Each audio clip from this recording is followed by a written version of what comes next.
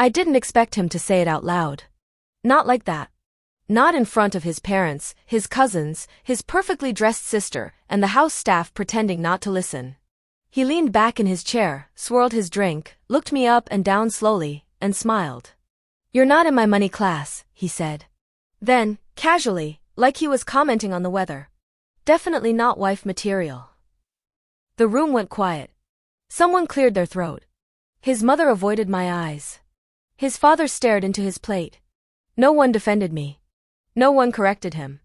I felt every gaze land on my skin at once. I smiled. Not because it didn't hurt. Because I already knew something they didn't. And because, at that exact moment, my phone vibrated in my pocket. I sent one text. Minutes later, everything they thought they knew about me began to collapse. Before I tell you what happened next, let me ask you something. Have you ever been humiliated so cleanly, so politely, that everyone else pretended it wasn't cruelty?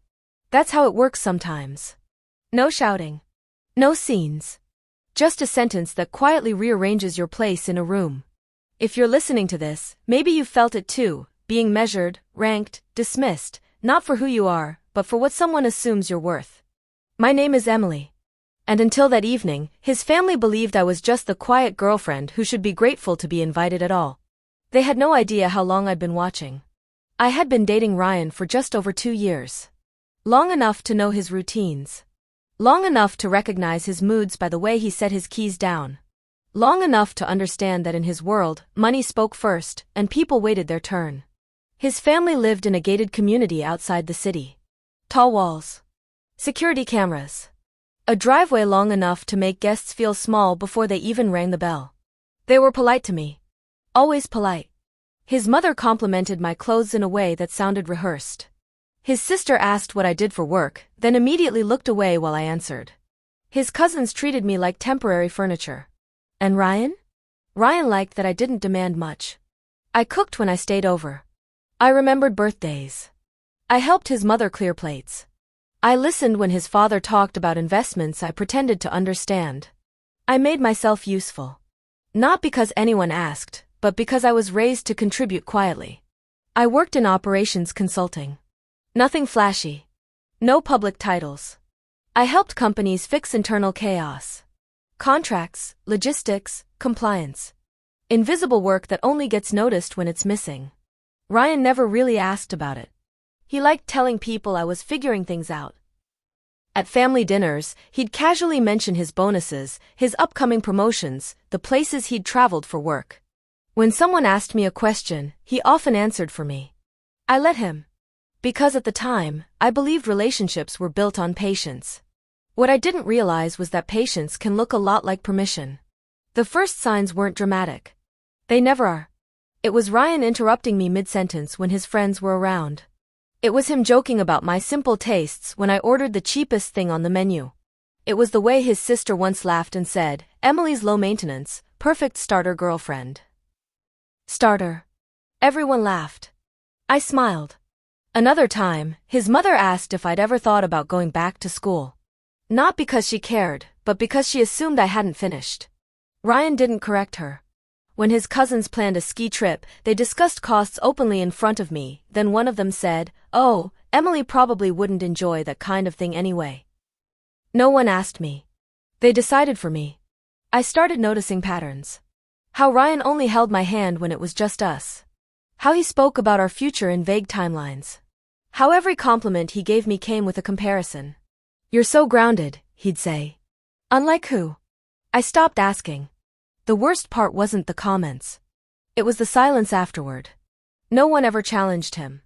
No one ever looked uncomfortable long enough to matter. And I told myself I was being sensitive. I told myself this was just how wealthy families spoke. But deep down, something in me was quietly collecting evidence. After that dinner, Ryan changed. Not openly. Subtly. He stopped asking when I'd be free and started telling me. He'd make plans with his friends and assume I'd tag along, then introduce me as Emily, she works in admin stuff. Admin. I corrected him once. He smiled like I'd missed the joke. At another family gathering, his uncle asked what I did now. Ryan answered before I could. She helps companies organize paperwork, he said. Nothing too intense. I felt heat rise behind my eyes. I didn't argue. Because arguing would have made me emotional. And emotional, in their world, meant unreliable. Instead, I excused myself to the bathroom and stood in front of the mirror until my face settled back into something neutral. Ryan began teasing me in public. Small remarks. Harmless on the surface. Careful, Emily, that wine costs more than your rent. Everyone laughed. I laughed too. At home, when I told him it bothered me, he shrugged. You're reading too much into it. Gaslighting doesn't always sound cruel. Sometimes it sounds reasonable. His confidence grew with every unchecked comment. He started correcting my grammar in front of people. Started explaining basic finance concepts to me like I was a child. Started saying things like, you wouldn't understand, without even waiting for me to respond. And I watched him slowly rehearse superiority. What he didn't realize was that silence can be strategic. There's a strange loneliness that comes from being surrounded by people who have already decided who you are. Ryan's world was loud with money and quiet about feelings. When I tried to explain how small his jokes made me feel, he'd sigh like I was adding stress to his life. You knew what my family was like when you started dating me. That sentence stayed with me. As if respect was something I should have negotiated for up front. I started questioning myself. Maybe I was too sensitive. Maybe this was just how ambitious people spoke. Maybe I should have dressed differently. Spoken differently. Acted differently. I found myself choosing outfits based on what wouldn't attract comments. I rehearsed answers in my head before family dinners. I learned to smile through conversations that erased me. His sister stopped inviting me to girls' lunches. His mother began addressing questions to Ryan instead of me, even when they were about my job.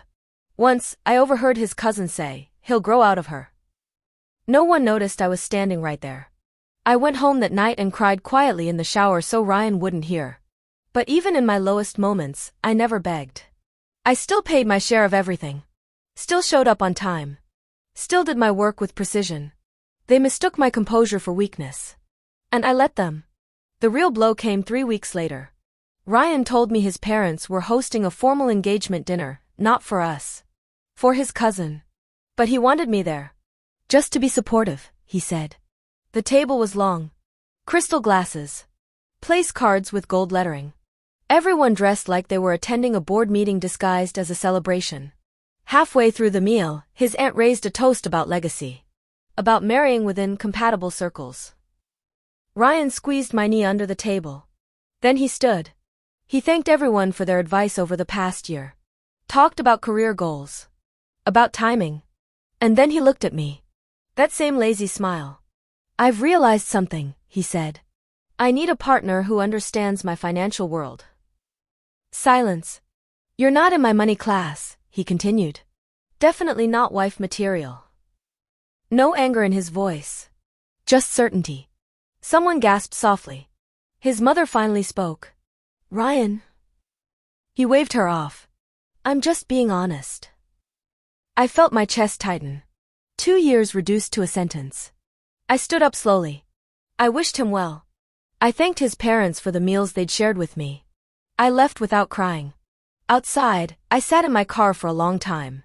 From the outside, it looked like I had lost everything. They thought I was finished. I didn't block Ryan. I didn't post anything. I went to work the next morning like nothing had happened. That's what shocked people later, how normal I looked in the days after. I returned his spare key by mail. I canceled the streaming accounts we shared. I forwarded his packages without notes. No drama. At night, I replayed conversations in my head. Not to torture myself. To understand patterns. I wrote dates down. Comments. Who was present? What was said? What followed? Not because I was planning revenge. Because clarity requires records. Ryan sent one message 3 days later. Didn't mean to hurt you. Just being realistic. I didn't reply. Instead, I requested copies of my past consulting contracts from my firm. I downloaded archived emails. I organized everything into folders the way I always did. Work had trained me to track systems. People, I was learning, were systems too. And broken systems always leave trails. Once the noise settled, something unexpected happened. I stopped feeling embarrassed. Instead, I felt curious. I replayed moments from the past 2 years with new eyes. Ryan introducing me as low-key. His sister asking if my parents owned property. His mother once suggesting I sign a prenup if things ever got serious, said with a polite laugh. It wasn't personal. It was procedural. They ran relationships the way they ran investments. Risk assessment. Value projection. Exit strategy. And Ryan had been quietly testing how much disrespect I would absorb. I realized something else. Every time he diminished me, it happened in front of witnesses. He wasn't just leaving me. He was managing a narrative. He needed his family to believe he was upgrading. That I was the temporary phase. That awareness changed everything. Because when someone is crafting a story about you, facts become power. Ryan didn't know this about me. My consulting firm specialized in corporate restructures, especially during mergers. And 6 months earlier, his father's investment group had quietly hired us. Not directly. Through a shell company. I had recognized the address on the paperwork immediately. Same building as their headquarters. Different name. Conflict of interest rules meant I couldn't lead the project. But I had built the operational framework. Compliance pathways. Vendor audits. Internal communication flow. I knew exactly where information lived. More importantly, I knew how reputations were protected and how they unraveled. When Ryan humiliated me, I already had access to something far more valuable than his approval. Context. I started pulling timelines. Cross-referencing emails. Matching dates between family dinners and internal board movements. And slowly, a picture formed. Ryan had been posturing financially. His recent promotion? Still pending. The big bonus he bragged about? Conditional. And his family? They were in the middle of a sensitive acquisition that required absolute discretion. Public instability would be catastrophic. They didn't just need status. They needed silence. I never told anyone what I was doing. I just kept organizing. Something shifted inside me during those weeks. Not anger. Clarity. I stopped replaying his voice in my head. Stopped wondering what I could have done differently. I started sleeping better. I stopped dressing for invisibility. I stopped explaining myself to people who had already decided not to listen. Ryan tried calling once. I let it go to voicemail. He sounded annoyed, not remorseful. Emily, we should talk. There's no need to make this awkward. Awkward. Like dignity was an inconvenience. I deleted the message. At work, I took on an additional compliance review project. At the gym, I returned to my old routine. On weekends, I cooked for myself and read in silence. For the first time in a long time, my nervous system relaxed. I wasn't waiting for approval anymore. I was waiting for timing. I didn't rush. That was the most important part. People think revenge is loud, emotional, immediate. But real leverage requires patience. I requested a formal compliance audit on one of the subsidiaries tied to Ryan's family group, standard procedure, justified by a vendor discrepancy I'd already documented months earlier. No accusations. Just process. I notified my supervisor, recused myself from decision-making, and handed everything over to an independent team. Clean. Professional. Untraceable. Meanwhile, Ryan's sister posted photos online from a charity gala, tagging their company's logo in the background. Against policy. I saved the screenshots. His cousin forwarded me a drunken message meant for someone else, complaining about moving funds too early. I archived it. None of this was explosive on its own. But together, it created a pattern. I also received an invitation. Ryan's mother was hosting a weekend luncheon for close family and associates. The same house. The same long driveway. The same table where I had been reduced to a sentence. I accepted. Quietly. Walking back into that house felt different. Not because the walls had changed. Because I had. The valet recognized me. The same staff nodded politely. His mother kissed my cheek like nothing had happened. Ryan froze when he saw me. Just for half a second. Enough. He recovered quickly, of course. Gave me a thin smile. Introduced me to a man in a gray suit as if I were a former colleague. Not his ex. Not someone he had publicly humiliated. Just a detail he'd misplaced. I thanked him and walked past. The dining room filled slowly. Investors. Family friends. A few legal advisors. This wasn't just lunch. This was optics. I took my seat quietly. Across the table, Ryan started talking louder than usual. Bragging about future plans. About expansion. About stability. He was performing confidence. I listened. And waited. Ryan couldn't help himself. He leaned into the moment. At one point, someone asked how business was going. Ryan launched into a rehearsed speech about growth trajectories and projected revenue. He mentioned a partnership that hadn't been finalized yet. He implied approvals that were still pending. I watched his father stiffen. Just slightly. Then Ryan looked at me. And Emily would know, he said with a laugh. She works in compliance stuff. The table chuckled. He raised his glass. See? Even she understands how important financial alignment is. There it was. Another public jab. Another attempt to remind everyone of their hierarchy. I met his eyes calmly. I didn't argue. I didn't react. Because he had just done something very useful. He had confirmed details in front of witnesses that directly contradicted internal filings. Across the table, one of the legal advisors stopped chewing. I felt my phone vibrate. Not a message. A calendar reminder. The independent audit team had finished their preliminary review. Timing matters. I waited until dessert. That's when people relax. That's when guards drop. Ryan was mid-story about an upcoming overseas deal when the front gates opened. The sound carried faintly through the house. Then louder. Then unmistakable. A helicopter. Conversation stalled. His mother stood halfway from her chair. Someone walked toward the windows. I stayed seated. Moments later, two men in dark suits entered with the head of our compliance division. Not security. Not police. Corporate auditors. Ryan's smile faltered. His father went pale. One of the auditors spoke calmly. We're here regarding irregular disclosures connected to the pending acquisition. Silence swallowed the room. Ryan looked at me. For the first time all afternoon, his voice cracked. What is this? I stood. Slowly. I requested a procedural review, I said. After noticing timeline inconsistencies. That was all. No accusations. No raised voice. Facts don't need volume. His sister started crying. His mother sat down hard. The gray-suited investor excused himself. Ryan tried to speak. The auditor held up a hand.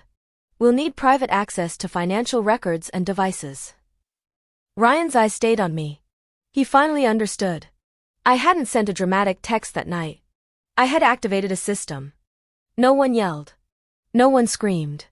That's what surprised me most. The collapse was quiet. Ryan's father apologized to the guests and asked for privacy. Phones were collected. The advisors began whispering in corners. One investor left without saying goodbye. Ryan tried to explain. He spoke quickly. Too quickly. He blamed miscommunication. Then timing. Then junior staff. No one defended him. Not this time. His mother stared at the tablecloth like it had answers. His sister kept asking if this meant the acquisition was cancelled. I stood near the doorway, invisible again, but now, deliberately. The same people who once measured my worth by income were suddenly calculating legal exposure. Ryan finally approached me. Low voice. Desperate. Emily, you didn't have to do this. I looked at him calmly. I didn't, I said. I just stopped protecting you. He had nothing to say after that. The official fallout took weeks. Ryan was removed from project leadership pending investigation. The acquisition was delayed. His father's firm issued a neutral statement about internal restructuring. No names were mentioned publicly. They never are. But in their circles, everyone knew. Invitations stopped coming. His sister deleted half her social media. A senior partner from their legal team quietly reached out to my firm to thank us for maintaining professionalism. Ryan tried emailing me twice. Once to apologize. Once to ask if I would speak on his behalf. I didn't respond to either. I moved apartments. Took a short solo trip. Started a new contract with a company that valued quiet competence. No victory speeches. No interviews. Just distance. I used to think power looked like dominance. Raised voices. Sharp suits. Public wins. I was wrong. Power is being able to leave a room without needing to explain yourself. Power is documentation. Power is patience. Ryan thought I wasn't in his financial league. What he never understood was that I worked in systems, and systems remember everything. I didn't ruin his life. I let truth reach the right people. There's a difference. Sometimes justice doesn't arrive with sirens. Sometimes it arrives quietly, through process and timing, and the simple decision to stop making yourself small for someone else's comfort. I still believe in love. But I also believe in credibility. And now, when someone tries to measure my worth by what they can see, I smile. Because I know exactly who I am.